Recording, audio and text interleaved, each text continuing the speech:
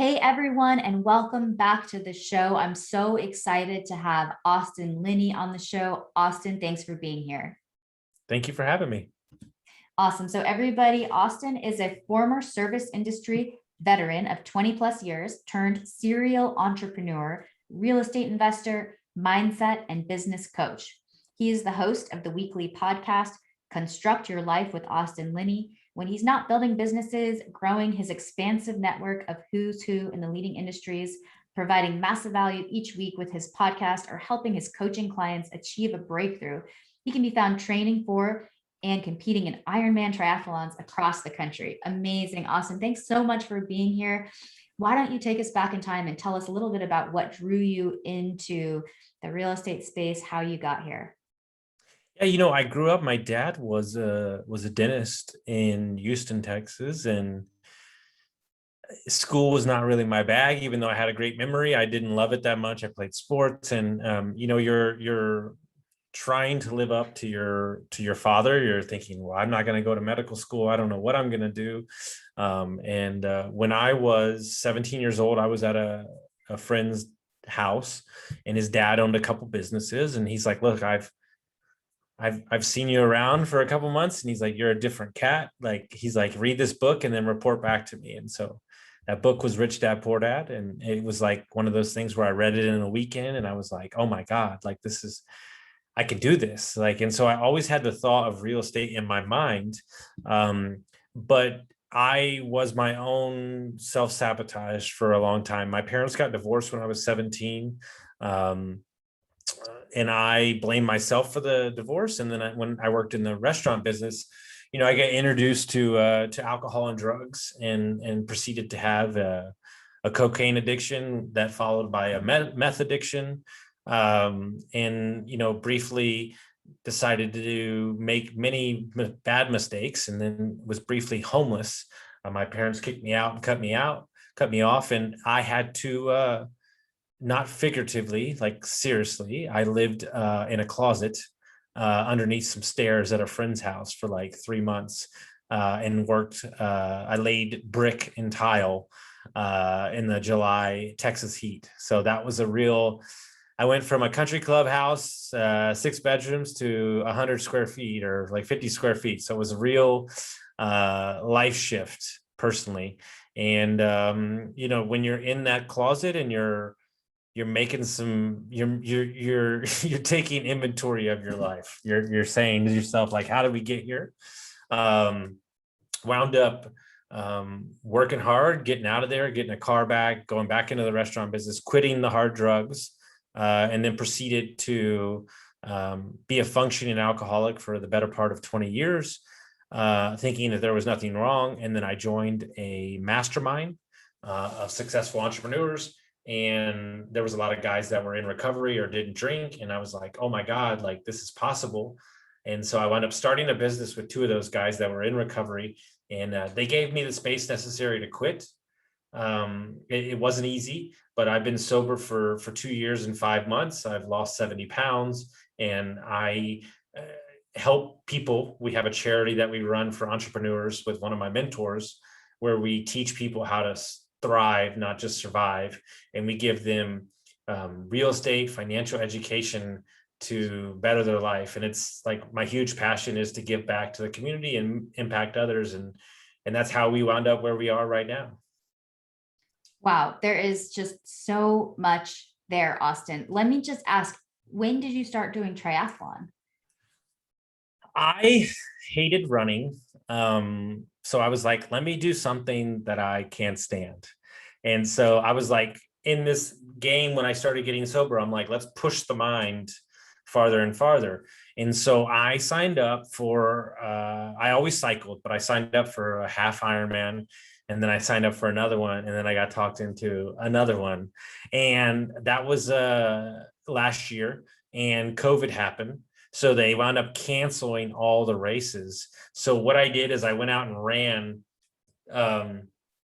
one by myself. Like, I couldn't swim because nothing was open, but I ran that by myself, which was something that I wanted to do for myself. And then, because since the Ironmans have still not really opened up. There's like a couple I've raced, but they're still kind of holding back. So it's not really anything I can get into personally, but just signing up and doing one by myself, even if it was a half, was kind of an eye-opening experience for me to really push myself harder. And when you're in the midst of those new changes, you're really testing the boundaries of your body, your mind, on how far you can push it, because you're in a new space where you feel great and you're removed from the toxicity of all those things.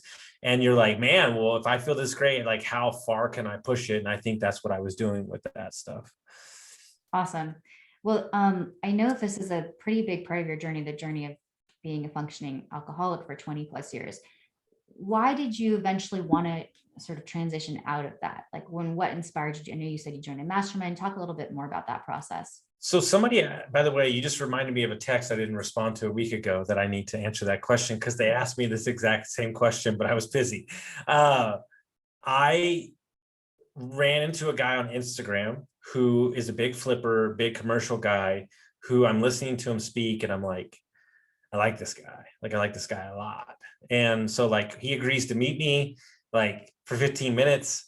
I fly across the country to go meet this guy for 15 minutes. Like, we had this amazing time. It wound up turning into a 2.5 hour meeting. Like, he's one of my best friends now. But like, I was sitting there one night, and like, while I was getting sober, I was listening to Gary Vee at like 2 a.m., 3 a.m., like rebuilding this broken mind inside.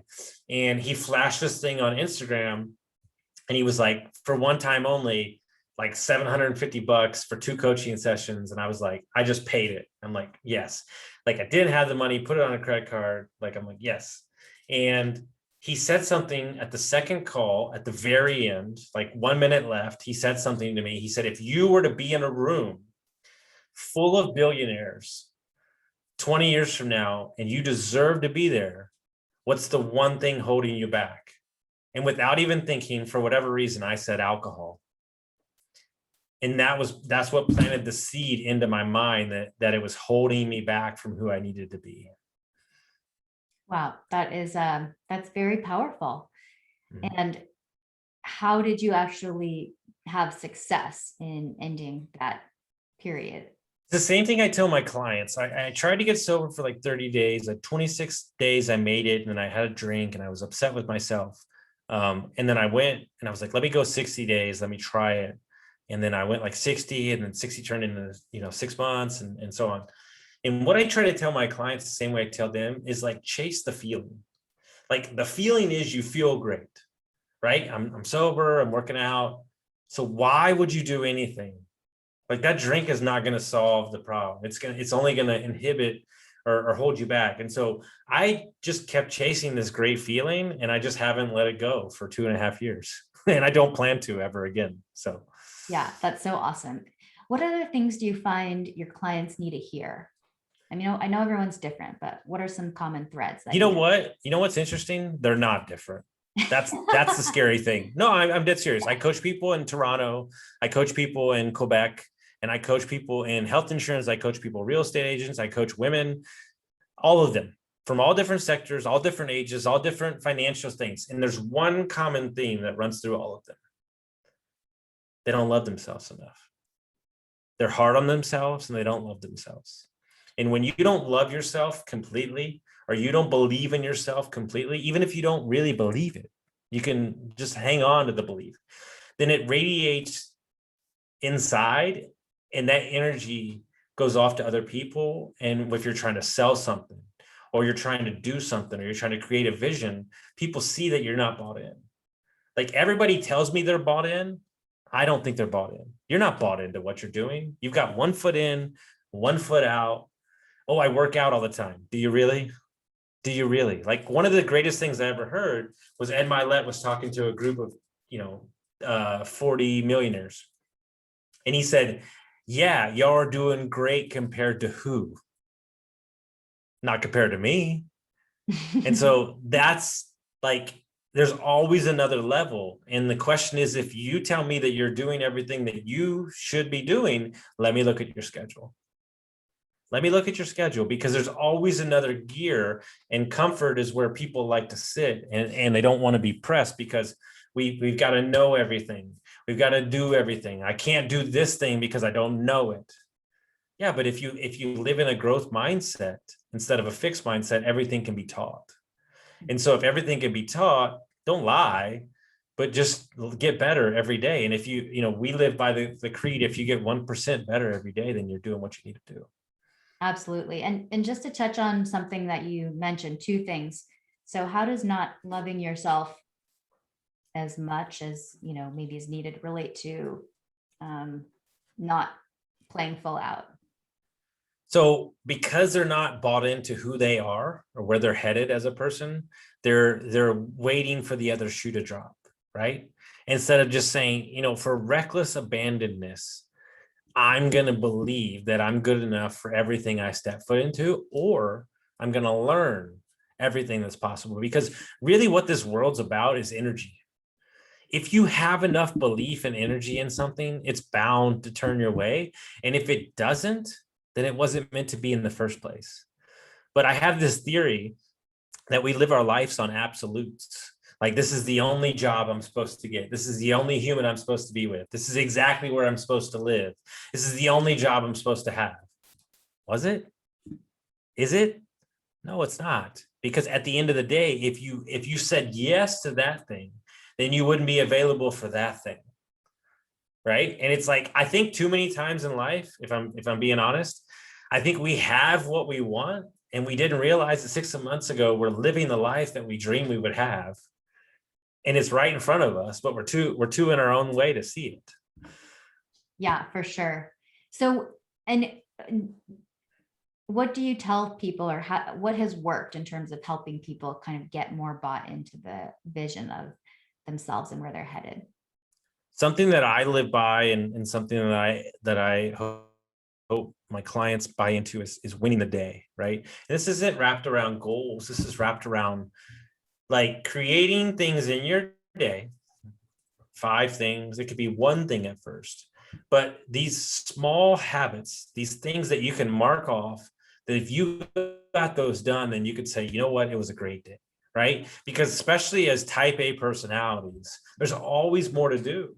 There's always more to do. It's never going to go away. But what's the one thing? What's the domino that I can do today, right? I try to tell people networking is like filling out a baseball team, right? Like, I need my pitcher, like, this. I need the home run hitter. I need the operator. I need all these things. But what if you set a goal every week of, I'm going to meet 2 new people. These are what I need in this sector. And then once you hit that, you're done for the week. Like, if you don't set metrics on what you're doing, the tasks are never going to be done. You never feel completed.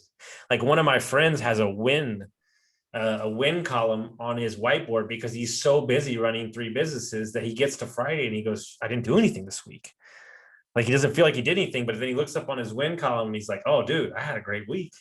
Like, I don't think we remind ourselves enough, because the tasks are never going to go away. Mm-hmm. Yeah.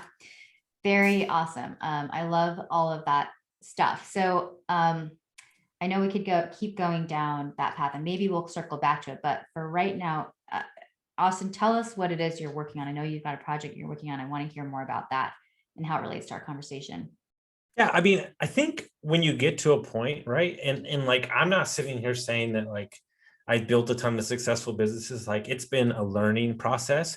But I think when you get older, that you realize that you just want to do great things with great people. Like, you just want to be surrounded by good projects. You want to not do anything that doesn't fit your wheelhouse, and you want to take the complementary parts and make it a team effort. And so we've been lucky enough to brand new start in a disruptor in the construction space, where we're delivering offsite new construction for 30 to 45 days, depending on the size of the house. And we're just trying to create a space where we can deliver a project or a product faster with less work, and then fill the demand that's needed in the housing market. This is going to be in small multifamilies and everything. But the great thing is that I'm partnered up with civil engineers who know a lot more than I do about this. I'm just the mouth, and I just sell it and use my relationships. but I just wrote a post about this today. It's taken me a long time to not need the credit for everything. Like, I think in your 20s, you want the credit for everything. And there was a post I read that said that your need for credit will be a direct correlation to how much money you make. Like, I think that team is where it's at. Now, granted, partnerships and teams are not easy, but I think that if you lay into your skills that you're good at, I think you won't be so uncomfortable doing something that you're not comfortable doing. For sure. So how did you go about building this team? So basically this is a construction company. You're doing single family, and did you say small multifamily in the Austin area? Is that right? It doesn't matter anywhere. Okay. We're the distributors. So yeah, I mean, how it happened was this guy DM'd me, and he's in Ireland and he has a podcast. I went on his podcast. Then he asked me, hey, this guy's looking for his first guest on his podcast. You would be an easy one on his first because you're so easy to talk to. So then I come on his podcast. Then he comes on my podcast. And I said, oh, I've always dreamed about doing new construction. He says, well, this is what we're doing. And I said, I'm in. And I literally got in the car 3 days later and drove to Kansas City and was sitting in a boardroom talking to them. And that's how it happened. So it's just levels of relationships. Yeah, that's awesome. And so, and you said you're selling it. So what is your role in the I'm sales and marketing of the company. And yeah, sales in the media aspect of it. Yeah. Okay. So you're doing outreach to investors, developers, funds, building companies, stuff like that. And just letting them know what we're doing. And, you know, it's a game, you know, that business sector has lived in 1960 for about the last 50 years. It's the most archaic business structure. Now, these new things are being introduced, and it's really cool to see that we could, you know, get rid of some of the waste. We could, you know, help some of the labor problems. We, you know, all these things that we could do. So there's a bigger meaning to this, but the reason that we started the company was we believe that the middle America starter home is being priced out of America, and we're not okay with that. And so the long scale form of this would be to keep houses, you know, below 275 and in these second and third tier markets, and give these people, you know, houses they can afford, and create this basically like a ceiling. So you have to make below this to be able to buy into this neighborhood, not just letting investors go in and bid up the prices. Awesome. That is a super cool vision. You know, I mean, we have such a need for affordable housing and a shortage of housing stock. And so that's a very admirable effort that you guys are undertaking right now. So how do you manage doing construction company? I mean, you've got a lot of things on your plate. You're a mindset coach, you do Airbnbs. How do you stay on top of all of those businesses? So there's a great guy who is in the syndication business and in the podcast space called Austin Adams, so AAA Adams. And he looked at my schedule back in April of last year, and he was like, no, this doesn't work, dude. You're all over the place. You got a podcast on Friday, you got a podcast on Tuesday. Like, how are you going to be able to travel? This schedule is just bananas. So what I did is I do all my coaching on Monday. All of it's on Monday. It's my coaching day straight through. Podcasts are normally Wednesday. I front load my week. So Monday, Tuesday, Wednesday are very long for me. Like, some days go from 6 to like 8 o'clock at night. But Thursday and Friday are my wild card days. I never book anything on Friday unless I have a meeting about a book we're doing or a podcast, or I'm going to golf with an investor. And it allows me to stay locked in. And then also maybe I only work on the construction business on like Tuesday or like when it comes up. But I'm very particular about where I'm putting things in my calendar, because when you're moving your mind off of these things, you can't stay locked in. So I have a friend who does off-market big apartment deals, like 100 million, 180 million and up. And what he taught me is when he's looking for a client, he only looks for that client. He doesn't look for another client.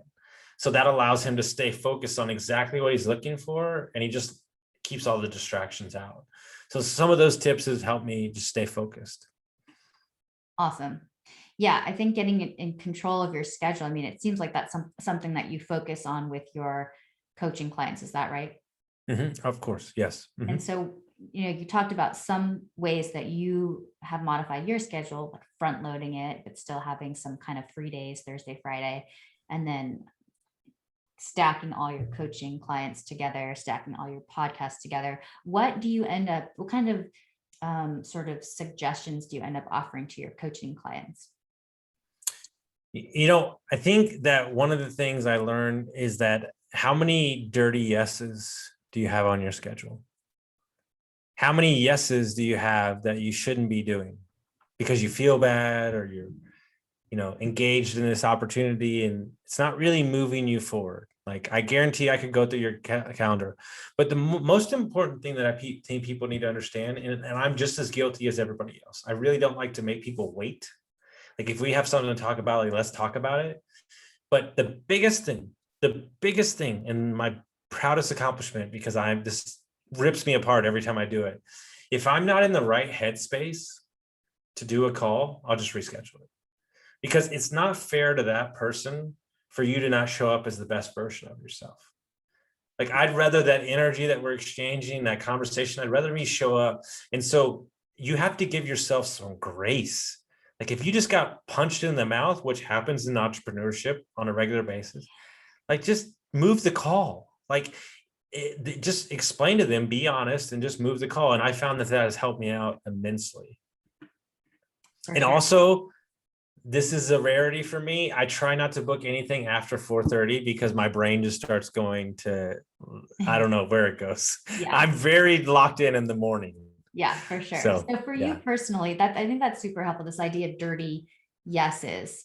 I mean, how do you even begin to get some of those things off of your calendar if you're like, you're on a team, you're working on something, but maybe it's not exactly where you want to be putting your time, but it's still somewhat aligned with, your vision. I mean, how do you end up cleaning up your calendar?